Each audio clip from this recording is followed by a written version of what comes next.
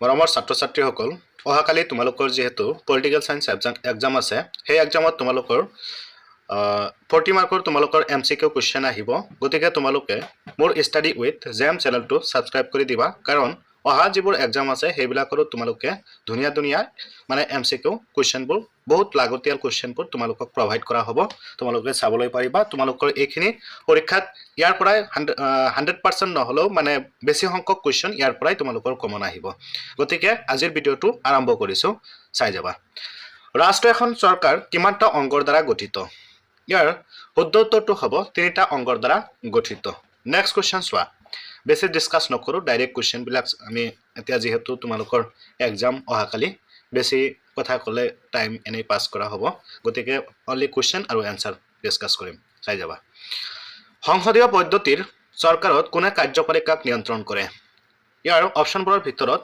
শুদ্ধ উত্তৰটো হ'ব কি বিধানমণ্ডল অপচন নম্বৰ গ নেক্সট কোৱেশ্চন চোৱা বিধানমণ্ডলে প্ৰণয়ন কৰা আইনসমূহৰ চৰকাৰৰ যেটো বিভাগে কাৰ্যকৰী কৰে সেই বিভাগটো কি বুলি কোৱা হয় ইয়াৰ অপচনৰ ভিতৰত শুদ্ধ উত্তৰটো হ'ব কাৰ্যপালিকা অপচন নম্বৰ খ নেক্সট কোৱেশ্চন চোৱা তলত দিয়া কোনখন দেশৰ অৰ্ধ ৰাষ্ট্ৰপতীয় শাসন ব্যৱস্থা আছে অৰ্ধ ৰাষ্ট্ৰপতীয় শাসন ব্যৱস্থা আছে ফ্ৰান্সত অৰ্ধ ৰাষ্ট্ৰপতীয় শাসন ব্যৱস্থা আছে নেক্সট কোৱেশ্চন চোৱা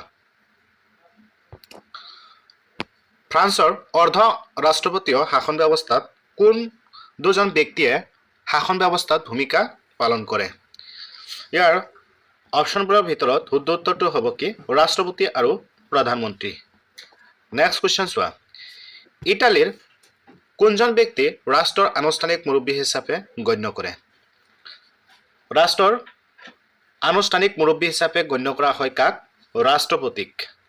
ৰাষ্ট্ৰপতিক ৰাষ্ট্ৰৰ মুৰব্বী বুলি কোৱা হয় নেক্সট কোৱেশ্চন চোৱা তলত দিয়া কোনখন দেশত চেঞ্চেলৰ চৰকাৰৰ মুৰব্বী হিচাপে কাৰ্য গ্ৰহণ কৰে অপচন কেইটাৰ ভিতৰত জাৰ্মানী শুদ্ধ এনসাৰ নেক্সট কোৱেশ্চন শ্ৰীলংকাৰ সংবিধান কেতিয়া সংশোধন কৰি কাৰ্যবাহী ৰাষ্ট্ৰপতীয় ব্যৱস্থা প্ৰৱৰ্তন কৰা হৈছিল অপচন কেইটাৰ ভিতৰত শুদ্ধ উত্তৰটো হ'ব অপচন নম্বৰ খ 1978 চনত নেক্সট কোৱেশ্চন শ্ৰীলংকাৰ ৰাষ্ট্ৰপতিক কাক বাছনি কৰে শ্ৰীলংকাৰ ৰাষ্ট্ৰপতিয়ে কাক বাছনি কৰে ইয়াৰ অপচনবোৰৰ ভিতৰত শুদ্ধ উত্তৰটো হ'ব প্ৰধানমন্ত্ৰী নেক্সট কোৱেশ্চন চোৱা সংসদীয় ব্যৱস্থাত কাক চৰকাৰৰ মুৰব্বী হিচাপে গণ্য কৰা হয় অপচন কেইটাৰ ভিতৰত শুদ্ধ উত্তৰটো হ'ব প্ৰধানমন্ত্ৰী সংসদীয় শাসন ব্যৱস্থাত প্ৰধানমন্ত্ৰী চৰকাৰৰ মুৰব্বী হিচাপে গণ্য কৰা হয় চৰকাৰ প্ৰধান কোন ৰাষ্ট্ৰপতি এটো তোমালোকে আগৰ পৰাই জানা নেক্সট কোৱেশ্চন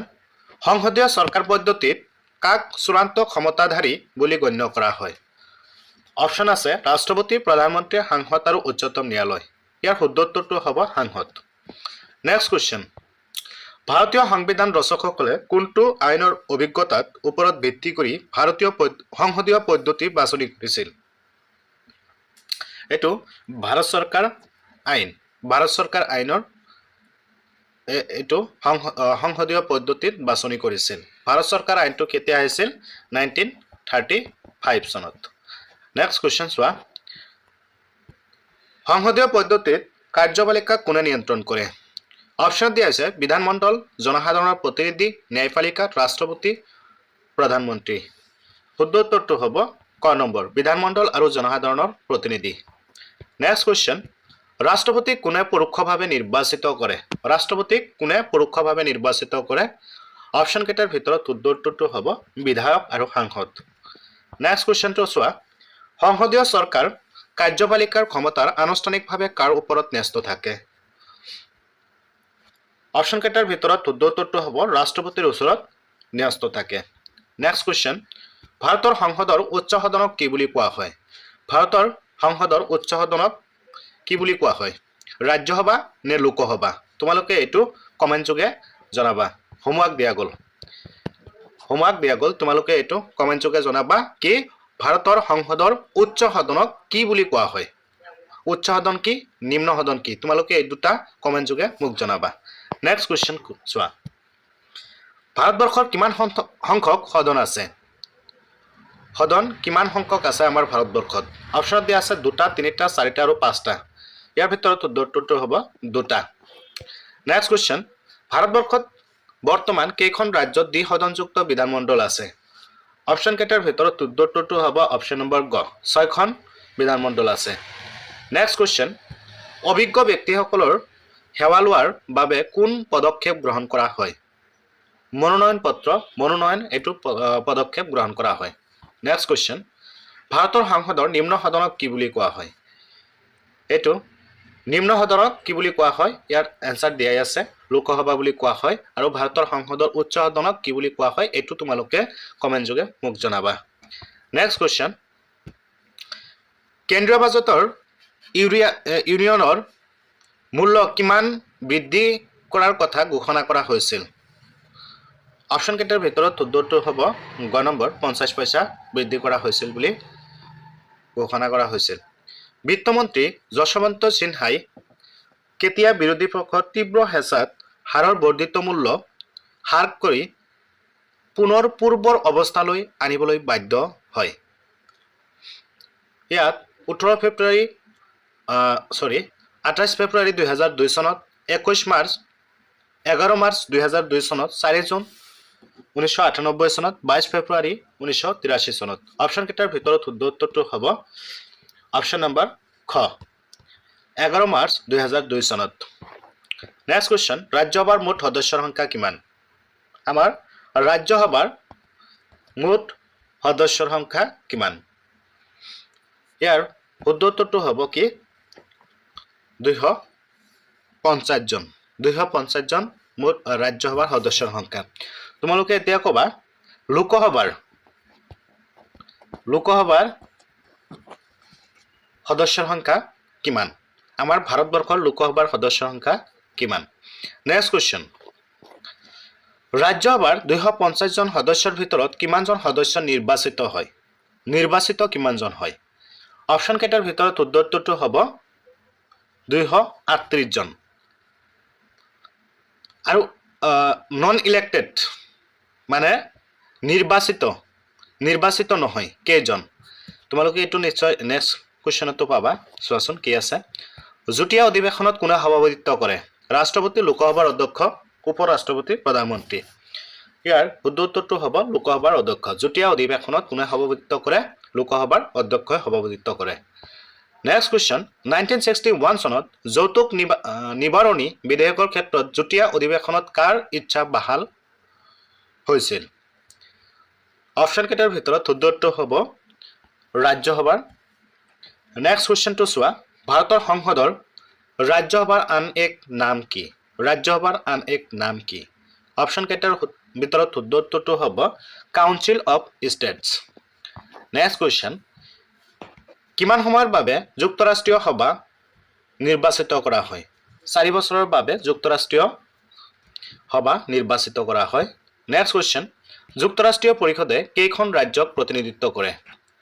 যুক্তৰাষ্ট্ৰীয় পৰিষদে কেইখন ৰাজ্যক প্ৰতিনিধিত্ব কৰে? 16খন ৰাজ্যক প্ৰতিনিধিত্ব কৰে। নেক্সট কুৱেশ্যন, যুক্তৰাষ্ট্ৰীয় পৰিষদৰ সদস্যসকলক কোনে নিযুক্তি দিয়ে? অপশ্যন কেইটাৰ ভিতৰত উত্তৰটো হ'ব ৰাজ্য চৰকাৰে যুক্তৰাষ্ট্ৰীয় পৰিষদৰ সদস্যসকলক নিযুক্তি দিয়ে। নেক্সট কুৱেশ্যন, ডাইচিৰ মতে আইনৰ শাসন কি বুজায়? আইনৰ শাসন কি বুজায় ডাইচিৰ মতে? ইয়াৰ চৰকাৰৰ ক্ষমতা অপশ্যনত দিয়া হৈছে, আইনৰ শ্ৰেষ্ঠতা দিয়া হৈছে, নাগৰিকৰ অধিকাৰ, আদালতৰ প্ৰভাৱ। উত্তৰটো হ'ব আইনৰ শ্ৰেষ্ঠতা। নেক্সট কুৱেশ্যনটো চোৱা, ব্ৰিটিছ নাগৰিকৰ অধিকাৰবোৰ কেনেকৈ ৰক্ষা কৰা হয়?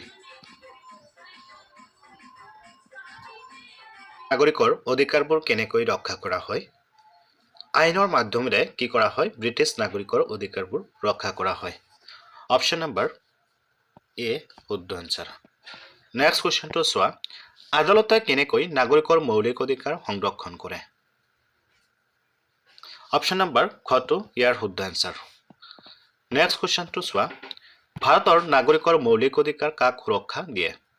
ভাৰতৰ নাগৰিকৰ মৌলিক অধিকাৰ কাক সুৰক্ষা দিয়ে? উচ্চতম ন্যায়ালয়। ভাৰতৰ নাগৰিকৰ যিটো মৌলিক অধিকাৰ আছে সেইটো কোনে সুৰক্ষা দিয়ে? এইটো কুৱেশ্যনটো অলপ ভুল আছে। কোনে সুৰক্ষা দিয়ে? অপশন কেইটাৰ ভিতৰত শুদ্ধ উত্তৰটো হ'ব উচ্চতম ন্যায়ালয়ে সুৰক্ষা দিয়ে আমাৰ ভাৰত মহামান্য উচ্চতম ন্যায়ালয়ে কি কৰে আমাৰ ভাৰতবৰ্ষৰ যিবোৰ নাগৰিক আছে তেওঁলোকৰ মৌলিক অধিকাৰ আছে এই মৌলিক অধিকাৰবোৰ কোনে ৰক্ষণাবেক্ষণ কৰে আমি জানো কি উচ্চতম ন্যায়ালয়ে মৌলিক অধিকাৰবোৰ ৰক্ষণাবেক্ষণ দিয়ে নেক্সট কোৱেশ্চনটো চোৱা ভাৰতীয় সংবিধানত ন্যায়পালিকাৰ স্বাধীনতা ৰক্ষা কৰিবলৈ কি ব্যৱস্থা গ্ৰহণ কৰা হয় শুদ্ধ উত্তৰটো হ'ব নিয়োগ পদ্ধতিৰ দ্বাৰা কি কৰা হয় ভাৰতীয় সংবিধানৰ ন্যায়পালিকাৰ স্বাধীনতা ৰক্ষা কৰিবলৈ ব্যৱস্থা গ্ৰহণ কৰা হয় নেক্সট কোৱেশ্চন উচ্চতম ন্যায়ালয়ৰ ন্যায়াধীশসকলৰ অৱসৰৰ ঊৰ্ধ্বতম বয়সৰ সীমা কিমান উচ্চতম ন্যায়ালয় মানে সুপ্ৰিম কোৰ্টৰ ন্যায়াধীশসকলৰ অৱসৰৰ বয়স কিমান অপশন কেইটাৰ ভিতৰত শুদ্ধ উত্তৰটো হ'ব 65 ইয়াৰ্ছ তেখেতসকলৰ যদি 65 ইয়াৰ্ছ হয় তেতিয়াহ'লে কি কৰিব লাগিব অৱসৰ গ্ৰহণ কৰিব লাগিব ক'ৰ পৰা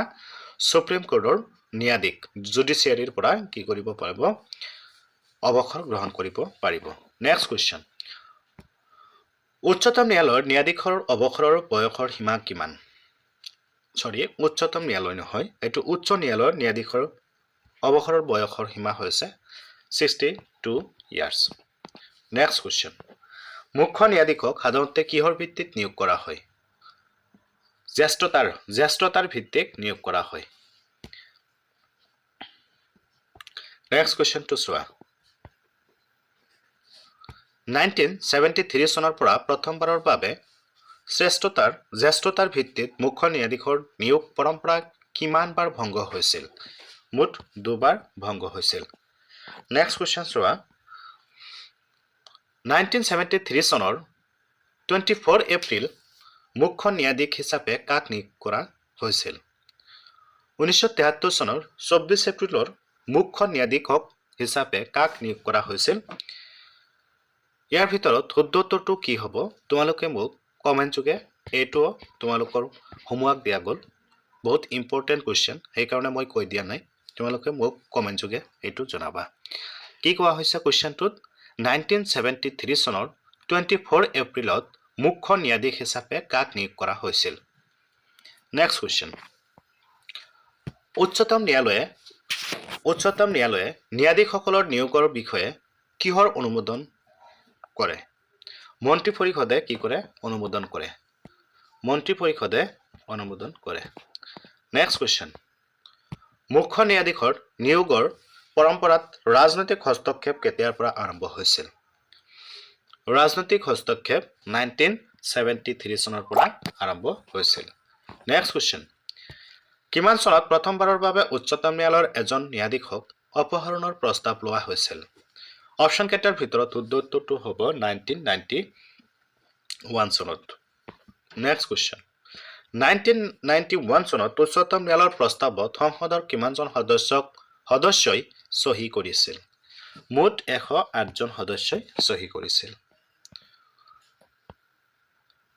কিমান চনত সংসদত ন্যায়াধীশজনৰ বিৰুদ্ধে মহাভিযোগ প্ৰক্ৰিয়া আৰম্ভ হৈছিল 1992 চনত ন্যায়াধীশজনৰ বিৰুদ্ধে কি কৰিছিল মহা অভিযোগৰ প্ৰক্ৰিয়া আৰম্ভ হৈছিল নেক্সট কোৱেশ্চন ভাৰতৰ উচ্চতম ন্যায়ালয় ক'ত অৱস্থিত আমাৰ যে ভাৰতবৰ্ষৰ সুপ্ৰিম কোৰ্ট আছে এই সুপ্ৰিম কোৰ্টটো ক'ত অৱস্থিত নৱদ্বীপ দিল্লী মুম্বাই বেংগালুৰু এইটো শুদ্ধ উত্তৰটো হ'ব কি দিল্লী উচ্চতম ন্যায়ালয় ক'ত অৱস্থিত দিল্লীত অৱস্থিত নেক্সট কোৱেশ্চন